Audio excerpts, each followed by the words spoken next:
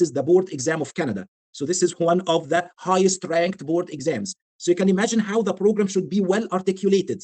Whether it's evaluating MCQ or OSCE, it does not make any difference because we take our time to get quality things. Case studies, question banks, things that you don't get easily in the market, you cannot find easily in the market. Be sure you will find it here. Second is our team. All of 𝐻 team are licensed pharmacists or doctors in Canada, not back home. So be very careful that whoever tutor you should be a pharmacist or a doctor licensed in Canada, because they know all the ins and outs of the exams and they can share their experience. So be careful of that. Okay. And the third part, it's you. It's you. We try to make it a fun experience, not a torture. So when you attend our classes, hopefully you will like, the vibe. Hopefully, not everyone. We cannot satisfy everyone, but we try. So you have to be motivated, passionate, and fighting for your success. Not only coming, just laying back and thinking that success will come to you. You have to fight. You have to earn. And we help you to earn your success. We will not let you, like left unattended. So we take good care of you. I will start with the OSCE, as I said, because we said that our focus will be starting with OSCE and MCQ, and then we will switch to the questions about the evaluating. But just quickly about the OSCE for the people who knows or not, this is usually the third exam, the final exam in the process. But it's a bottleneck for many people. Many students clear the evaluating and MCQ from the first attempt, and then they struggle in the OSCE. First, second, third, and even fourth. It's a painful, I'm not saying it's a difficult exam, but it's painful exam if you didn't tackle it in the right way. So please, guys, I know that some people like to try on their own in the beginning. Maybe they think they will save some money. Believe me, do it once and do it right. One time.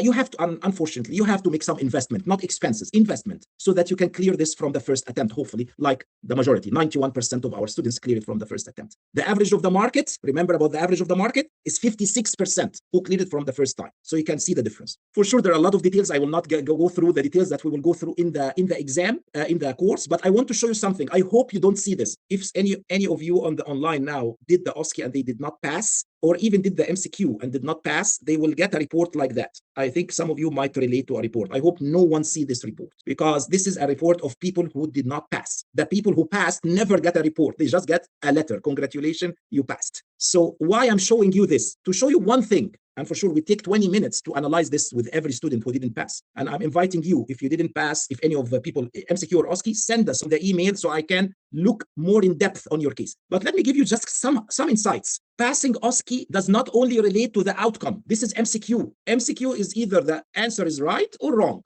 A, B, C, or D, correct? There is nothing. Either you choose the right or the wrong answer. In OSCE, the beauty, that's why I'm not biased to OSCE, although I look like I'm biased to it, but I love it as an exam because it tests many other skills rather than science, rather than clinical knowledge. It tests you. It tests your personality, your character, your presentation skills, your communication skills, your patient care. It tests a lot of skills that we cover during the course. And that's why if you like OSCE, even people who didn't pass and they come to us, they will take it from a different angle and they will hopefully be a good pharmacist, the star pharmacist that we aim to, because it has a lot to do with communication and overall performance. And if you leave me to speak, I can speak for an hour about this, and we will do that during our sessions. But be careful. Your success or no success is not only related that you said it right, that you gave the right answer. It is how you say it. It is the how, not the what. It is the quality, not the quantity. It is edge and not the average library practice. To have an outstanding time management skills. You're going to learn the time management skills with us and how to divide your time